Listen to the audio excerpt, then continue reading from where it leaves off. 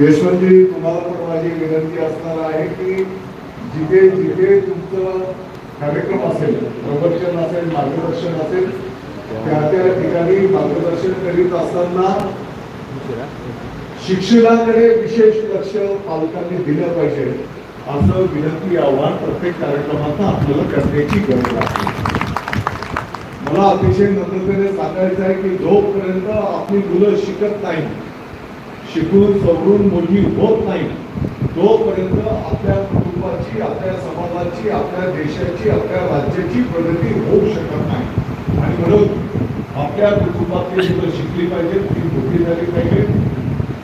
माझं तर त्याच्या पुढचं म्हणणं आहे, जे आजी आजोबा असतील, जे आई वडील आहेत, त्यांनी दररोज सायंकाळी 1 तास तरी आपल्या विद्यार्थ्यांच्यासाठी, आपल्या बाळांच्यासाठी त्या ठिकाणी दिला.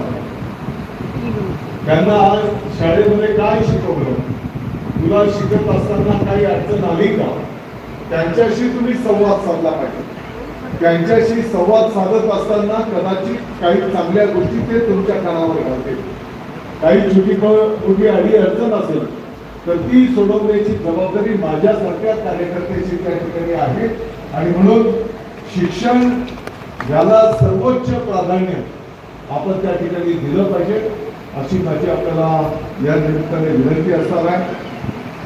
आणि अध्यक्ष महोदय, तुम्ही जे काही नाशिकला विद्यार्थ्यांच्या वसतिगृहाच्या संदर्भातला प्रकल्प करू इच्छित आहे, यासाठी पण शासन पातळीवर कशा पद्धतीने मदत आपल्याला मिळवून देता येईल, त्या संदर्भामध्ये सुद्धा मी स्वतः त्याचा पाठपुरावा करेन.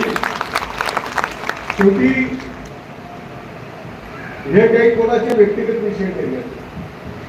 त्या वसतिगृहामध्ये जे काही विद्यार्थ्यांना इतर ठिकाणी सुविधा नसेल, अशा विद्यार्थ्यांची जर सुविधा तिकडे जर झाली तर मला वाटतं की शिकून सवरून ती मुलं आपली मोठी होणार आहे.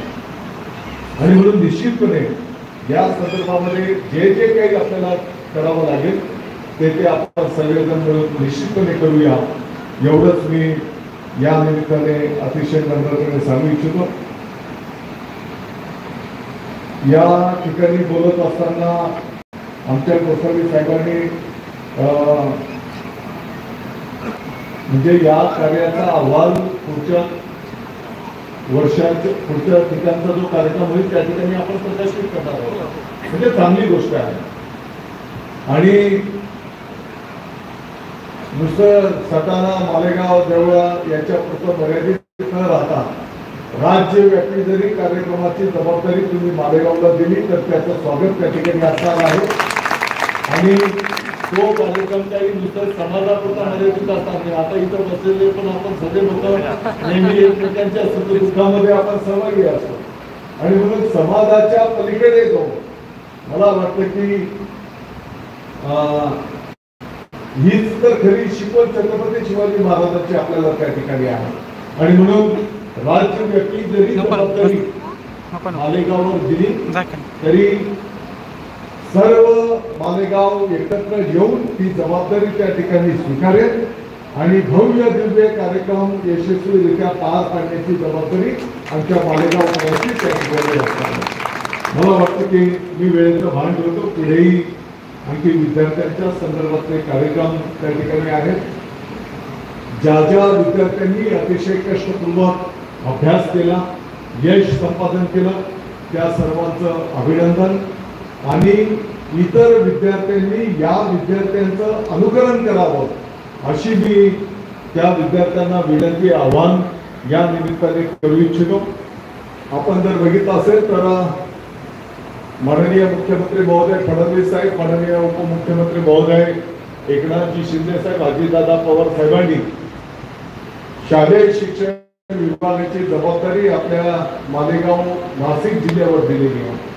आणि म्हणून या क्षेत्रामध्ये तुम्हाला लहान लहान बदल झालेले गेल्या काळामध्ये दिसून येणार आहेत. सर, आपण जर पाहिलं असेल तर चालू वर्षाला 16 जूनला नवीन शैक्षणिक वर्षाची जेव्हा सुरुवात झाली तर शाळेमध्ये विद्यार्थ्यांचं स्वागत करायला गावाच्या गावं उपस्थित होती.